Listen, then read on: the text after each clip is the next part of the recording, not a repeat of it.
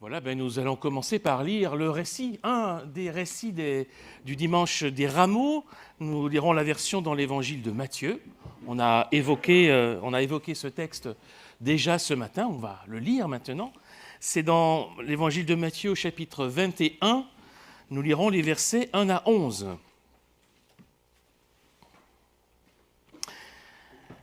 Quand ils approchèrent de Jérusalem et arrivèrent près du village de Bethphagée, vers le mont des Oliviers, Jésus envoya 2 des disciples en leur disant « Allez au village qui est devant vous. Vous y trouverez tout de suite une ânesse attachée à son ânon avec elle. Détachez-les et amenez-les-moi. Si quelqu'un vous demande quelque chose, vous direz « Le Seigneur en a besoin » et aussitôt on les laissera partir. Cela arriva afin que s'accomplissent ces paroles du prophète. Dit à la population de Sion, « Regarde, ton roi vient à toi, plein de douceur, monté sur une ânesse et sur un ânon, le petit d'une ânesse. » Les disciples partirent donc et firent comme Jésus leur avait ordonné. Ils amenèrent l'ânesse et l'ânon, posèrent leurs manteaux sur eux, et Jésus s'assit dessus. Une foule de gens étendirent leurs manteaux sur le chemin, d'autres coupaient des branches aux arbres et les mettaient sur le chemin. Ceux qui marchaient devant Jésus et ceux qui le suivaient criaient « Hosanna au fils de David, que Dieu bénisse celui qui vient au nom du Seigneur, Hosanna au plus haut des cieux. » Quand Jésus entra dans Jérusalem, toute la population fut agitée. « Qui est celui-ci » demandait-on. « C'est le prophète Jésus de Nazareth en Galilée » répondaient les gens. Ce récit de l'entrée de Jésus à Jérusalem qu'on trouve dans les 4 évangiles, avec des petites différences, des petites variantes, c'est le texte du dimanche des rameaux. Ce mot rameau fait référence à justement ce qui se passe dans ce récit avec ces branches que les gens déposent sur le chemin de Jésus. Ce dimanche des rameaux ouvre la semaine sainte, la semaine qui va nous conduire jusqu'à Pâques, jusqu'au week-end pascal, où nous allons commémorer la mort de Jésus vendredi et proclamer sa résurrection dimanche. Mais en ce dimanche des rameaux de cette année, les lectures proposées, il y a toujours 3 lectures proposées pour le dimanche, nous invitent à mettre en regard du récit des rameaux un autre texte du Nouveau Testament, l'hymne de Philippiens 2, un hymne christologique centré sur la personne du Christ, qui est sans doute un des textes les plus importants du Nouveau Testament parce qu'il a une portée théologique très importante à propos de la personne et de l'œuvre de Jésus-Christ.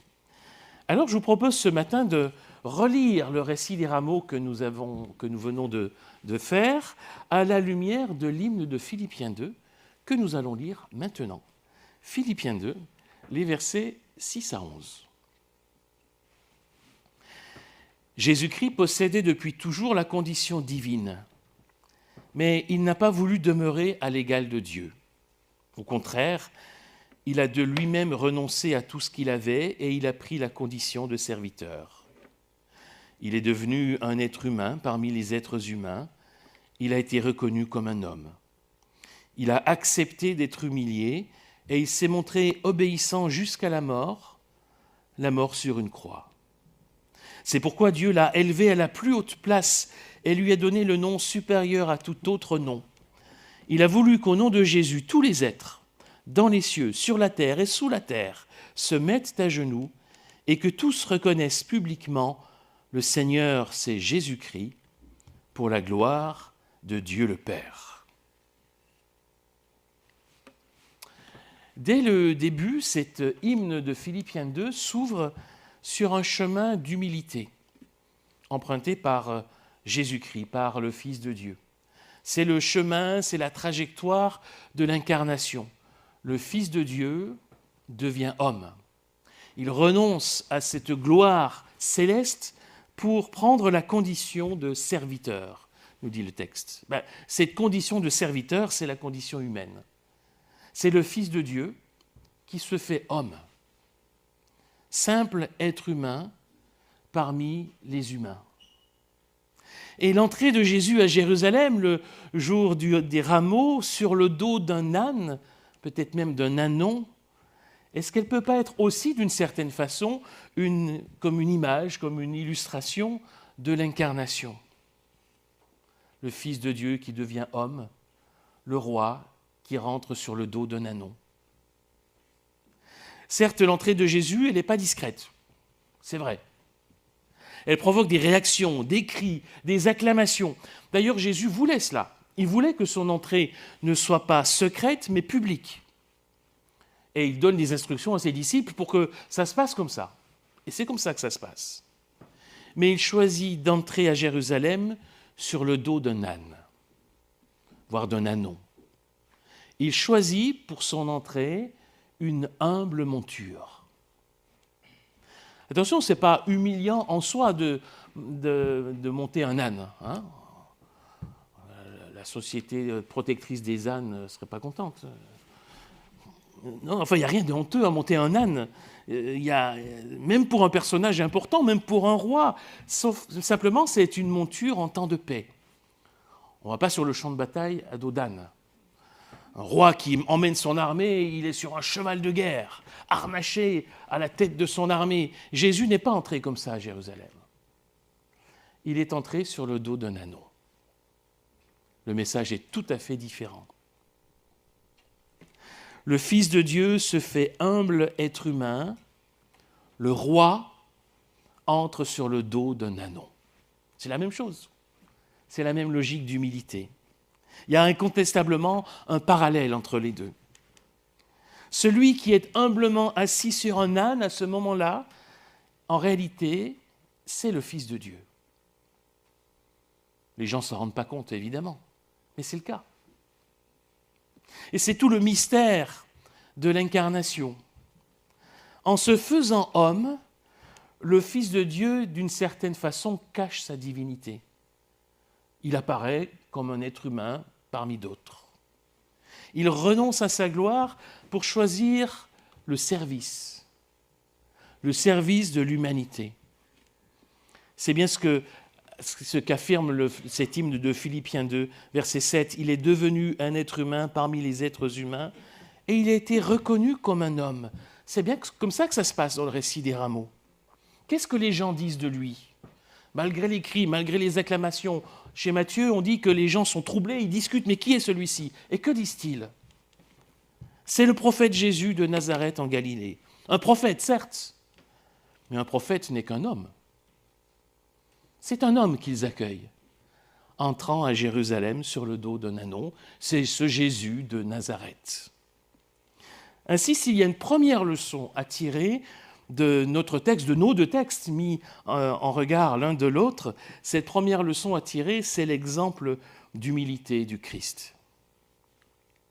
D'ailleurs, c'est le sens premier des exhortations que l'apôtre Paul adresse à ses lecteurs dans l'épître aux Philippiens. Juste avant l'hymne que nous avons lu, en fait, il exhorte les chrétiens de Philippe à choisir de se faire serviteurs. Ne faites rien par esprit de rivalité ou par gloriole, mais avec humilité, voilà, avec humilité, considérez les autres comme supérieurs à vous-même. Ça, c'est la première leçon. Le jour des rameaux, le Fils de Dieu devenu homme entre humblement dans la ville. Il nous donne un exemple d'humilité, nous invitant, nous qui nous disons ses disciples, à marcher aussi sur un chemin d'humilité. Mais le texte de Philippiens 2 nous invite à aller plus loin encore. Parce qu'on voit que le chemin du Christ, dans cet hymne, va au-delà du renoncement, au-delà de l'humilité, il va jusqu'à l'humiliation. Et ça, c'est autre chose. Verset 8. Il a accepté d'être humilié. Et il s'est montré obéissant jusqu'à la mort sur une croix. L'humilité, qu'est-ce que c'est ? L'humilité, c'est celle que le Fils a accepté de témoigner en devenant homme. En renonçant à la gloire céleste, il a choisi un chemin d'humilité. L'humiliation, c'est celle qu'il a subie de la part des humains. Il a été rejeté, il a été persécuté, il a été condamné injustement, il a été mis à mort, et pas n'importe quelle mort, la mort sur une croix, une mort infamante, une mort humiliante. Là, on est au-delà de l'humilité. On est dans l'humiliation. Une humiliation que Jésus a acceptée. Vous savez, on ne peut pas lire le récit des rameaux que l'on a lu, qu'on a évoqué ce matin, sans tenir compte de ce qui suivra, parce qu'on connaît la suite de l'histoire. On la connaît. L'accueil triomphal de Jésus à Jérusalem, c'est un accueil en trompe-l'œil. Jésus, d'ailleurs, lui, il le sait très bien. Il suffit de lire un peu dans les versets, les chapitres précédents, et de voir combien, à plusieurs reprises, Jésus a dit des paroles qui ne laissent aucun doute sur ce qui va se passer pour lui quand il va à Jérusalem, et sur le fait que Jésus en est pleinement conscient. À plusieurs reprises, il a dit à ses disciples qu'il allait être arrêté, qu'il allait être mis à mort. Il l'a dit à plusieurs reprises. Et d'ailleurs, il profitait de ces moments pour annoncer aussi qu'il allait ressusciter. Mais les disciples, eux, ne comprenaient pas. Ils n'étaient pas prêts à l'entendre. Il n'empêche que Jésus sait très bien ce qui se passe. Il n'est pas dupe. Il n'est pas dupe de l'accueil qu'il reçoit à Jérusalem.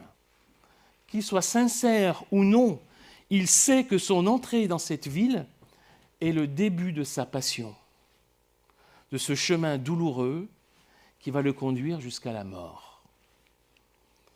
Et nous avons, dans le récit des rameaux, comme dans l'hymne de Philippiens 2, cette articulation entre l'humilité et l'humiliation qui nous rejoint d'une certaine façon. L'humilité, c'est un chemin à rechercher, à l'exemple du Christ. L'humiliation, c'est une possibilité à envisager, à accepter le cas échéant, sans pour autant évidemment la rechercher. Mais cette humiliation, elle peut se vivre pour les disciples du Christ aujourd'hui encore et se manifester par les moqueries, par le rejet, par l'opposition, peut-être même dans certains contextes par la persécution, c'est vrai, des formes d'humiliation. Et c'est bien un risque dont Jésus a averti ses disciples. Le disciple n'est pas plus grand que son maître. Il faut être bien au clair de la différence entre humilité et humiliation. L'humilité est choisie, l'humiliation est subie. Ce n'est pas la même chose. L'humilité, c'est une valeur importante du royaume de Dieu. L'humiliation, c'est un risque auquel nous pouvons être exposés, comme Jésus l'a été.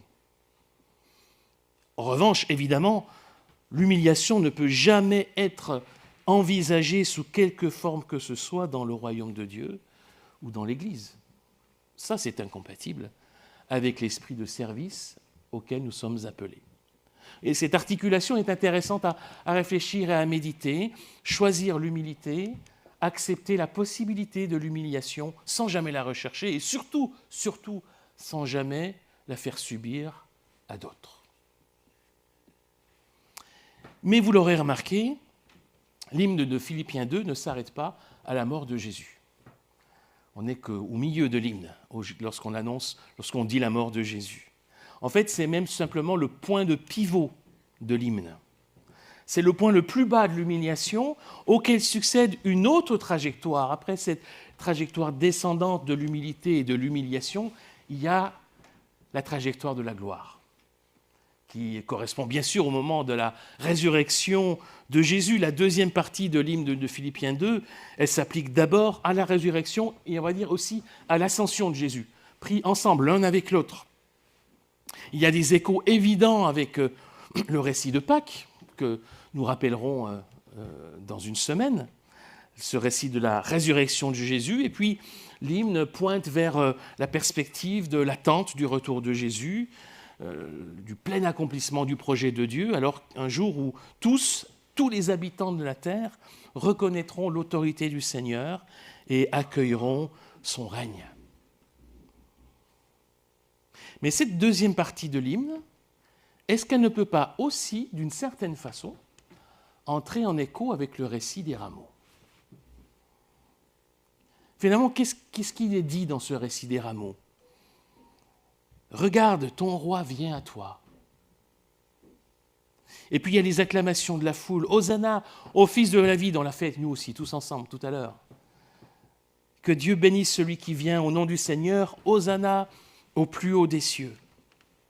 Il y a un écho entre ces acclamations-là et l'acclamation universelle à la fin de l'hymne de Philippiens 2. Mais c'est vrai, il y a une ambiguïté dans le récit des rameaux. Elles sont un peu ambiguës, ces acclamations. Les gens qui étaient là, qui ont assisté, qui ont peut-être crié ces paroles-là, est-ce qu'ils savaient vraiment qui était celui qu'ils accueillaient? Sans doute pas. Est-ce qu'ils mesuraient la portée de leurs cris, accueillant le roi? Probablement pas. Pire encore, ceux qui crient ici « Hosanna », est-ce que ce sont les mêmes qui crieront quelques jours plus tard « Crucifie-le » ? Peut-être. Peut-être pour certains d'entre eux. Il y a une ambiguïté. C'est là que Jésus n'est pas dupe. Cette ambiguïté qui est laissée par le récit des évangiles contraste, alors là on est dans un contraste, avec le chant unanime et universel qui est annoncé par la fin de l'hymne de Philippiens 2. Même si dans le fond ils disent un peu la même chose l'un et l'autre. Là alors tous reconnaîtront publiquement que le Seigneur c'est Jésus-Christ pour la gloire de Dieu le Père. Cette proclamation unanime qui est l'aboutissement du projet de Dieu de salut pour l'humanité, cette proclamation-là, claire, elle contraste avec celle qui est ambiguë dans le récit des rameaux. Mais si les foules ne mesuraient sans doute pas leurs paroles, Dieu, lui, ne s'y trompe pas. Suite au chemin d'humilité du Christ jusqu'à la mort même, jusque dans l'humiliation, alors le Christ reçoit la gloire de son Père. C'est ainsi que c'est présenté dans l'hymne de Philippiens 2. Ça apparaît même presque comme une conséquence, voire une récompense. Il a été humilié jusqu'à la croix, c'est pourquoi, dit le texte, c'est pourquoi Dieu l'a élevé à la plus haute place et lui a donné le nom supérieur à tout autre nom. Et là, ce regard du Père sur le Fils, qui conduit à cette gloire universelle, cette gloire que le Père donne au Fils, à ce moment-là, après sa mort et par sa résurrection, eh bien cela ouvre pour nous un chemin. L'humilité, notre humilité aussi, trouve sa récompense en Dieu. En Dieu. En Dieu seul, pourrait-on dire. Ce n'est pas la gloire des humains que nous recherchons, mais la gloire de Dieu. Son regard approbateur. La gloire des humains, elle est versatile. Eh bien, on le voit dans le récit des rameaux. Le contraste entre ce que nous avons lu aujourd'hui, ce que nous lirons vendredi saint. Là, la gloire des humains, elle est versatile. Mais la gloire de Dieu, elle repose sur son amour éternel. Elle repose sur sa grâce qui ne faiblit pas.